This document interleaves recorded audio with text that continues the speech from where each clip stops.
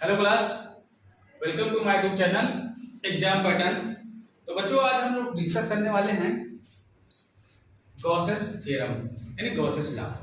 तो Gauss's law का हम जो कहने का मतलब है, जो हमने बेसिक्स हमने जान लिया था गॉसेस थ्योरम का, यानी पहले उसमें फ्लक्स के बारे में हमने काफी कुछ कंसीडर कर लिया था। ठीक है, तो पिछली बातों में जो हमने कंसीडर किया आज उसी को अप्लाई करेंगे यहाँ पे कि गॉसेस लॉ में हम लोग उसको किस प्रकार से अप्लाई करेंगे।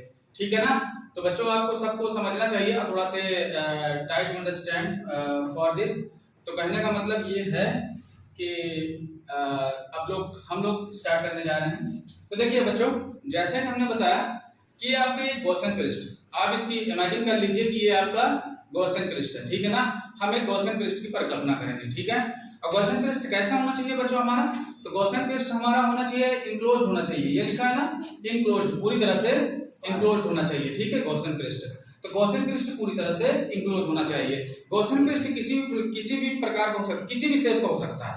समझ गए ना, किसी भी शेप का होता है, सिलेंडर हो सकता है, स्फेरिक हो सकता है, किसी भी शेप का हो सकता है गॉसियन पृष्ठ। तो बच्चों हमको यह समझना है कि गॉसियन पृष्ठ के बारे में, जैसे हम गॉसियन पृष्ठ के अंदर एक पार्टिकुलर चार्ज, ठीक है ना, एक पार्टिकुलर चार्ज को इमेजिन करेंगे। तो यहाँ पे कंसीडर करेंगे एक चार्ज को, और इसके बाद हम यहाँ पे देखेंगे कि यहाँ पे जो गॉसियन पृष्ठ के सरफेस पे एक पॉइंट लेंगे। समझ गए ना, किसी भी पॉइंट पे, गॉसियन पृष्ठ के किसी भी सरफेस पे, ठीक है, सरफेस के किसी भी पॉइंट पे हम लोग एक चार्ज से यहाँ पे कंसीडर करेंगे कि इलेक्ट्रिक फील्ड है। ठीक है ना, इलेक्ट्रिक फील्ड को हम लोग कंसीडर करेंगे। तो पहली बात बच्चों जान लीजिए कि सरफेस के, हमने बताया था ना, सरफेस के इलेक्ट्रिक फील्ड क्या होता है? परपेंडिकुलर होता है हमेशा। ठीक है ना, सरफेस के जहां भी आप इलेक्ट्रिक फील्ड, यानी सरफेस के हर एक पॉइंट पे आप कहीं भी कंसीडर करेंगे इलेक्ट्रिक फील्ड, तो वो क्या होगा? हमेशा सरफेस के परपेंडिकुलर होगा। ठीक है, जिस भी पॉइंट पे हम लोग यहाँ देखेंगे, यहाँ देखेंगे, यहाँ देखेंगे, तो हमेशा गॉसियन पृष्ठ परपेंडिकुलर होगा गॉसियन पृष्ठ के इलेक्ट्रिक फील्ड। तो बच्चों देखो, जैसे कि इलेक्ट्रिक फील्ड हमने बताया था इस चार्ज के, समझ गए ना, due to the charge electric field इससे अलोंग, समझ गए ना, इससे हमेशा दूर होगा। तो यहाँ पे देख लीजिए कि यहाँ अगर चार्ज है तो ये सरफेस के एकदम परपेंडिकुलर है। ठीक है, अगर मैं इस सरफेस की बात करूं और ये सरफेस जहां हम पॉइंट चार्ज ले रहे हैं, अगर मैं इन चार्ज की बीच के डिस्टेंस की बात करूं तो हम एक रेडियस की इमेजिन करेंगे। तो भाई साहब इसका ये रेडियस r है। ओके, तो यहाँ पे अगर हम चार्ज को यहाँ पे कंसीडर कर रहे हैं, इसके कारण अगर यहाँ इलेक्ट्रिक फील्ड कंसीडर कर रहे हैं, तो जरा देखिए इस सरफेस का, अगर हम इस सरफेस का एरिया क्या माने, डी। ठीक है ना, डी बच्चों इसलिए लिया है कि छोटा सा ये क्या है? Point charge. ठीक है ना, छोटा सा पॉइंट है इस सरफेस पे, छोटे से पॉइंट पे हम निकाल रहे हैं, इसलिए डी कंसीडर करेंगे इसका क्षेत्रफल यानी कि एरिया। अगर एरिया हम पॉइंट चार्ज करें तो हमने बताया था कि एरिया वेक्टर हमेशा सरफेस के परपेंडिकुलर होता है। ठीक है, एरिया वेक्टर जो होता है सरफेस के हमेशा परपेंडिकुलर, यानी कि हम समझ गए हैं, इतना हम कंसीडर कर लिए हैं कि बच्चों हमने ये देखा कि इलेक्ट्रिक फील्ड और एरिया वेक्टर की जो डायरेक्शन है सेम है। सिंपल सी बात है, इलेक्ट्रिक फील्ड और एरिया वेक्टर की डायरेक्शन सेम है। तो बच्चों जैसे कि इलेक्ट्रिक फील्ड और एरिया वेक्टर की डायरेक्शन सेम है, तो बच्चों मैंने बताया कि जब दो चीजों की, यानी दो क्वांटिटीज की डायरेक्शन सेम होती है तो उनके बीच जो एंगल बनता है कितने डिग्री का? 0 डिग्री। ठीक है, राइट, कोई बोल दिया, कितने डिग्री का एंगल बनेगा? 0 डिग्री का एंगल बनेगा। समझ गया ना, तो 0 डिग्री का एंगल बनेगा, सिंपल सी बात है। तो बच्चों थीटा इज इक्वल हम 0 डिग्री लिख सकते हैं। तो बच्चों जैसे कि हमने बताया था फ्लक्स इज इक्वल, तो फ्लक्स इज इक्वल बच्चों जैसे यहाँ पे क्या होता था, हमने क्या सीखा था? Flux equal E cos theta. समझ गए ना, हम लोग यही सीखे थे, E cos थीटा। तो बच्चों पिछली क्लास में हमने कंसीडर किया था कि phi is equal E cos theta. ठीक है, अगर मैं यहाँ से थीटा की वैल्यू अगर पुट अप करूं 0 डिग्री, कितना पुट अप करेंगे? 0 डिग्री। तो बच्चों ये क्या आएगा? ये ठीक है, cos थीटा की इक्वल 1 हो जाएगा। तो यहाँ बच्चों अब हम देखेंगे cos 0 1, cos 0 इक्वल 1 होगा।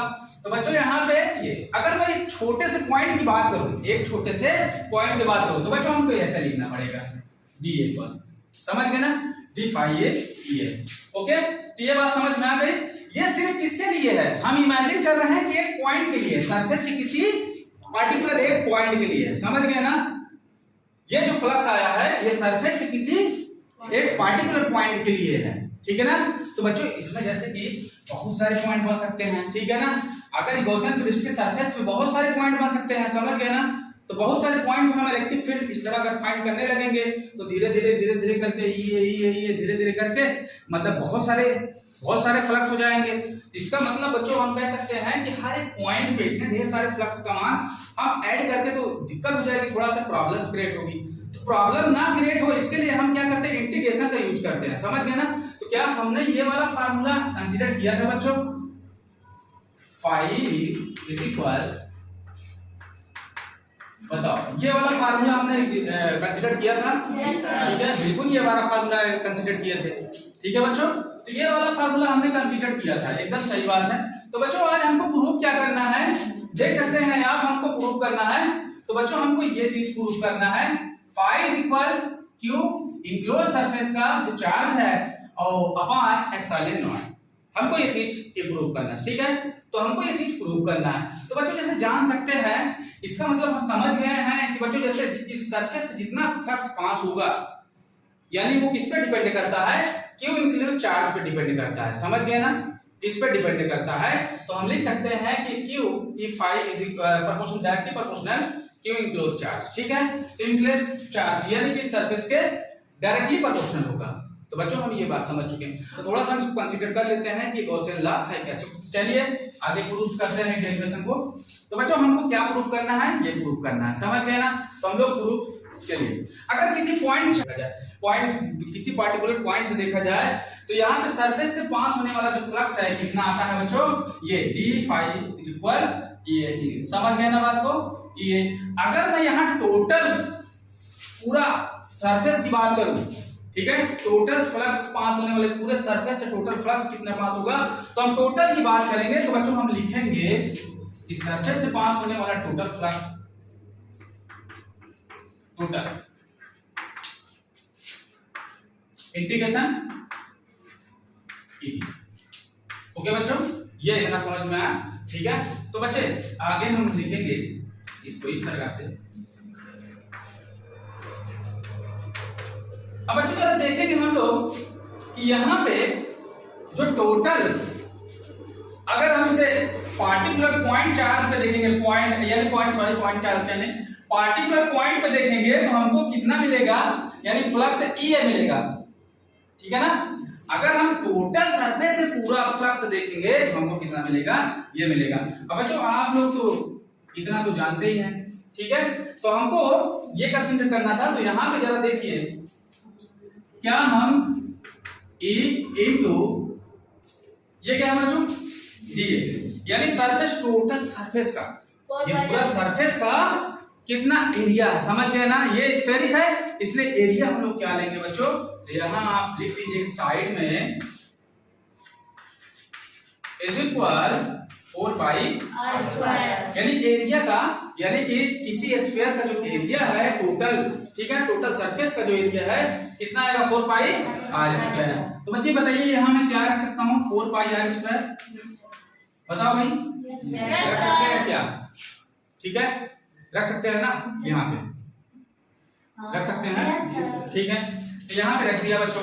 अब देखिए इलेक्ट्रिक फील्ड, अगर सोचिए अगर कोई पॉइंट चार्ज, जैसे कि मैंने मान लिया यहाँ पे, अगर मैं इमेजिन करता हूँ यहाँ इलेक्ट्रिक फील्ड, यानी इलेक्ट्रिक फील्ड हमको निकालना है, इलेक्ट्रिक फील्ड फाइंड करना है, और किसी r डिस्टेंस पे किसी पॉइंट p पे इलेक्ट्रिक फील्ड फाइंड करना है, तो हम लोग क्या लिखते थे, इलेक्ट्रिक फील्ड का जो फार्मूला है E इज इक्वल KQ,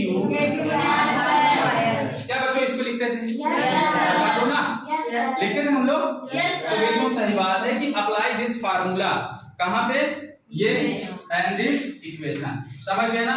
तो हम लोग बच्चों लिख लेंगे कि A is equal KQ upon R square, ठीक है, पुट द इक्वेशन 1, समझ गए ना। इसको हम पुट करेंगे कहां पे, इक्वेशन नंबर 1। तो बच्चों पुट अप कर दीजिए, ठीक है, पुट अप कर दीजिए। तो यहां पे हम क्या लिखेंगे, KQ upon R square into 4 पाई R स्क्वायर। ठीक है बच्चों, इतना समझ में आया, बिल्कुल सही बात है, कितना समझ में आया। चलिए आगे बात कर लेते हैं। अच्छा, K की वैल्यू हम यहाँ कर पुट अप कर सकते हैं, बताइए K की वैल्यू क्या थी, बिल्कुल ठीक है, क्या थी के की वैल्यू 1/4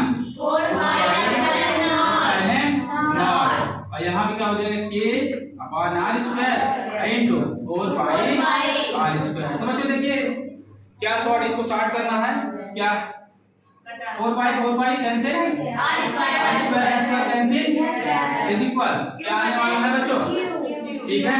तो हमारा जो टोटल फ्लक्स निकल के आया बच्चों, टोटल फ्लक्स जो निकल के आया यानी क्या निकल के आया Q/0। क्या बच्चों यही प्रूफ करना था हमको, क्या यही प्रूफ करना था, यही प्रूफ करना था ना हमके, ठीक है। तो हमें यही प्रूफ करना था कि फ्लक्स इज इक्वल Q/ε0, यही चीज लेके आना था, ठीक है। यहाँ पे लिखा है Q कैसा होना चाहिए, कहाँ रखना चाहिए, यानी सरफेस के अंदर। बच्चों एक बात हम बताना चाह रहे हैं कि जैसे कि अगर यहाँ पे अगर कोई चार्ज अगर सरफेस के इनसाइड अगर कंसीडर करते हैं या इमेजिन करते हैं, समझ गए ना, अगर इनसाइड तभी वहां पे फ्लक्स जनरेट होगा। क्या बच्चे समझे कि नहीं, तभी वहां फ्लक्स जनरेट होगा। आप लोगों ने देखा था कि जब हम यहाँ कोई चार्ज कंसीडर नहीं कर रहे थे, पिछले वाली बात में सोचिए जरा, पिछले वाली बात इमेजिन कीजिए, अगर यहाँ कोई चार्ज नहीं तो सरफेस इसके अंदर फ्लक्स का मान 0 आ रहा था। बताओ भाई, कोई चार्ज नहीं था तो फ्लक्स का मान 0 आ रहा था। तुमने कितनी बार निकाला फ्लक्स का मान 0 निकला था कि नहीं निकला? तो बच्चों अगर यहाँ कोई चार्ज होगा तभी फ्लक्स का मान कुछ ना कुछ वैल्यू मिलेगी, समझ गया ना। अगर जैसे कि मैं यहाँ पे सरफेस के बाहर यानी गॉसियन क्रिस्टल के बाहर कोई चार्ज रखा है ऐसे करके, तो भैया इनसे कोई मतलब नहीं, समझ गए ना, क्योंकि फ्लक्स कहाँ पास हो रहा है, गॉसियन क्रिस्टल से फ्लक्स पास होगा, समझ गए ना। तो बच्चों क्या ये बात समझ में आ गई होगी कि यहाँ पे हमने इसको प्रूव कर दिया। तो भैया ये रहा आपका गॉसियन लॉ का प्रूफनेस की कैसे हम इसको गॉसियन लॉ प्रूव कर, तो आप भी प्रूव कर सकते हैं गॉसियन लॉ को। मैं कहता हूं कि एक बार बिलीव कीजिए, आप जैसे कि जिन बच्चों को प्रूफ करना नहीं आता है, एक बार वीडियो को शुरू से अंत तक यानी शुरू से लास्ट तक वीडियो को थोड़ा सा ध्यान से देखें और उसके बाद हम कह रहे हैं विश्वास करना 3 बार यानी मिनिमम 3 बार, ठीक है ना। 3 टाइम्स आप इसको ड्राइव कीजिए बार बार, अगर ना आए फिर से ड्राइव कीजिए, ना आए फिर से ड्राइव कीजिए। बच्चों मैं कह रहा हूं कि एक बार बिलीव कीजिएगा, आपको हर कुछ आने लगेगा, सब कुछ एकदम सही सही समझ में आने लगेगा, सिर्फ 3 बार। जिनको आ जाए समझ में तो आप सब कमेंट बॉक्स में एक बार रिप्लाई कीजिएगा कि हमें आ गया है और इसका जवाब आप कमेंट बॉक्स में दीजिए। तो ठीक है बच्चों, आज के लिए इतना ही। नेक्स्ट डेरिवेशन में आपसे फिर मिलेंगे। एक बार फिर से आप सभी का वेलकम है और सब वीडियोस अपने दोस्तों को शेयर कीजिए और लाइक और सब्सक्राइब के लिए तैयार रहें और नेक्स्ट वीडियो पाने के लिए थोड़ा सा वेट करें। हम कोशिश करेंगे यानी ट्राई करते हैं हम लोग हर एक दिन नई वीडियो लेके आने की। हर एक दिन आपका नेक्स्ट वीडियो पूरे डेरिवेशन के एकदम सही से समझाने के लिए मिलेगा।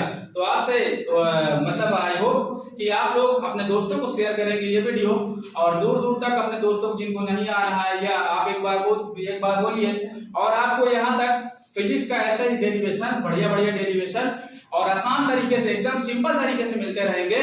तो जरा आप लोग वेट कीजिए नेक्स्ट वीडियो का। तो चलिए मिलते हैं नेक्स्ट वीडियो में। Thank you for watching.